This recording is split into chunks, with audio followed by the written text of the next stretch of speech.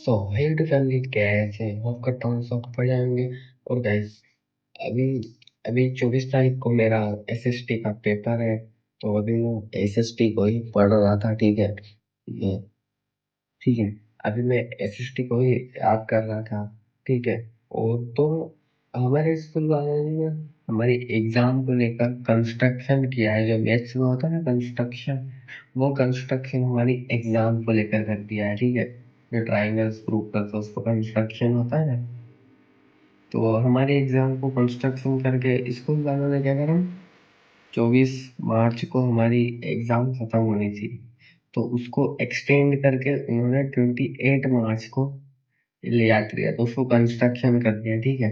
तो भाई हमारे स्कूल वालों ने ये बहुत दिक्कत कर दी है। ठीक है, यानी कि 24 तारीख को पहले ही लेट एग्जाम खत्म हो रही थी, और फिर उन्होंने 3-4 दिन और बढ़ा दिए। बताओ भाई, यानी कि 24 तारीख को हमारी एग्जाम खत्म हो जाती, बट अब क्या कर सकते, खत्म नहीं हो रही है।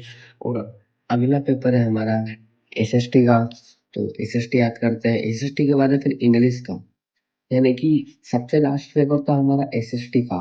तो फिर एसएस वो इस सबसे लास्ट पेपर था एसएसटी का। एसएसटी का पहले था इंग्लिश का, तो एसएसटी का बाद कर दिया अभी इंग्लिश का, 3-4 दिन बाद इंग्लिश का है। फिर अभी इंग्लिश का पेपर हो जाता हमारा, बट अब क्या कर सकते हैं गाइस। तो यार पता है, मैं एसएसटी को है ना याद कैसे करता, आज मैं यही बताने वाला हूँ आपको किसी वीडियो के अंदर। इस वीडियो के माध्यम से बताऊंगा कि एसएसटी को कैसे याद कर सकते हैं। यानी कि इतने बड़े बड़े आंसर, ये तो छोटे, ये बड़ा, इससे बड़े बड़े है ठीक है।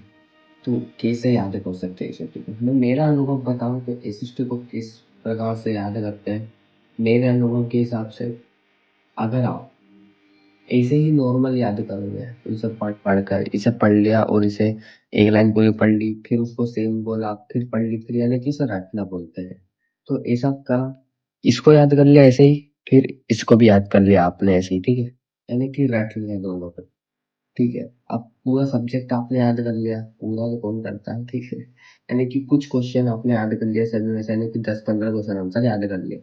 अब आप इन दोनों को रिवाइज करने आए। ठीक है, इन दोनों क्वेश्चन को रिवाइज करने आए, तो इसमें क्या होता है, अगर आप ये वाला रिवाइज करते हो तो इसका बीच का पार्ट है वो ये आंसर में ले लेते हैं। यानी कहने का मतलब ये है कि ये जो क्वेश्चन, ये जो आंसर है, इसका बीच का जो पार्ट है, यानी कि जो भी पार्ट है जो अपने को याद नहीं आ रहा है, और ये वाला अपने को याद है, इसका बीच का याद नहीं आ रहा, तो पता है क्या होता है फिर, ये जो आंसर है वो याद रहता है ना, तो इस ये आंसर का इसमें थोड़ा सा ऐड हो जाता है, यानी कि दोनों मिक्स हो जाता है वो। ठीक है, तो कल खिचड़ी पक जाती है तो वो आंसर पूरा गलत हो जाता है, तो उसे रटना कहते हैं। ये रट लेते हैं ना तो खिचड़ी पक जाती है।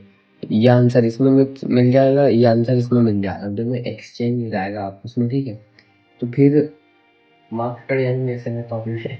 तो भाई मैं क्या करता हूँ, ठीक है, मेरे अनुभव से बताया, ये मैंने ट्राई किया है। मैं बताया क्या करता था पहले, ये याद कर लेता था, ये नहीं मतलब दूसरा, जैसे ये याद कर लिया, फिर ये कर लिया, फिर ये कर लिया। अब जैसे फिर इन दोनों को मैं रिवाइज करने आया। ठीक है, एक दिन 5 घंटे 6 घंटे बाद फिर इन दोनों को रिवाइज करने आया, तो क्या होता है पता, मैं इसको रिवाइज करता हूँ ना, तो इसका जो थोड़ा सा ये वाली लाइन है, पार्ट है, वो इसमें ऐड कर देता हूँ, तो यानी कि दोनों मिक्स हो जाता है। तो मेरे साथ क्या होता था, ये पहले 1-2 साल पहले जब पढ़ने में ऐसे ही थे अपन, वो पढ़ने ठीक है। और अब क्या करता हूँ मैं, यानी कि ये जो आंसर इसको मेरे को याद करना है। ठीक है, जितनी भी मेरे को इंग्लिश आती है थोड़ी बहुत टूटी फूटी, उतना मैं अपने यहाँ पे एक्सप्लेन कर लेता हूँ। ठीक है, और जब मेरे को लगता है कि अच्छे से मैं नहीं समझ पाया, तो फिर अपना गूगल बाबा है ही, तो गूगल भाई बाबा को ओपन करते हैं, फिर इसकी फोटो लेते हैं। ठीक है, तो फिर इसको ट्रांसलेट करते हैं इंग्लिश टू हिंदी के, वो ट्रांसलेट हो तो पूरा अपने को अच्छे से समझा देता है। ठीक है, मैं तो ऐसा करता हूँ, अगर मेरे को थोड़ी बहुत इंग्लिश तो आती है और वो आंसर इजी हुआ तो मैं आराम से इसको समझ लूंगा। और अगर थोड़ा कठिन हुआ, जैसे इस टाइप का हुआ, इस टाइप का हुआ, तो उसको मैं समझ नहीं पाऊंगा, क्योंकि मेरी इतनी भी इंग्लिश नहीं आती मतलब, बट हाँ आती थोड़ी बहुत। इजी क्वेश्चन को मैं आराम से समझ लेता हूँ, और जो कठिन होता है उसे गूगल ट्रांसलेट कर लेता हूँ, इजी हो जाता है इस वजह से।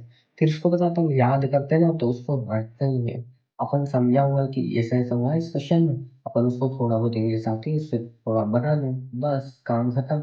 इसी का तो ना अपन इसको भूलते नहीं है। अब जैसे ये क्वेश्चन है राजस्थान गुजरात लीड साइड और ये ठीक है कुछ भी ये क्वेश्चन है। अब ये वाला क्वेश्चन को अपन ने याद किया तो इसका ना इसमें मिक्स नहीं होगा, क्योंकि अपन ने इसे समझ कर याद किया है। अब समझ कर याद करते हैं तो खिचड़ी नहीं पकती है, ठीक है। कि भाई मेरा अनुभव के साथ तो मैंने आपको बता दिया है कि कैसे याद करना है और कैसे याद करते हैं उससे खिचड़ी पक जाती है। वही मैं अब से ऐसे ही करता हूँ तो मेरे अब एसएसटी में अच्छे मार्क्स आ जाते हैं, ठीक है।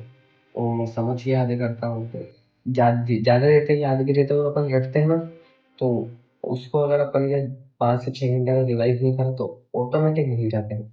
और जो अपन ने समझ के याद करा वो पूरे 24 घंटे अपने माइंड में रहता है। वो 24 घंटे के पहले अपन ने उसको रिवाइज नहीं किया तो अपन वो भी भूल जाएंगे, ठीक है। तो भाई ऐसे याद करता हूँ मैं तो।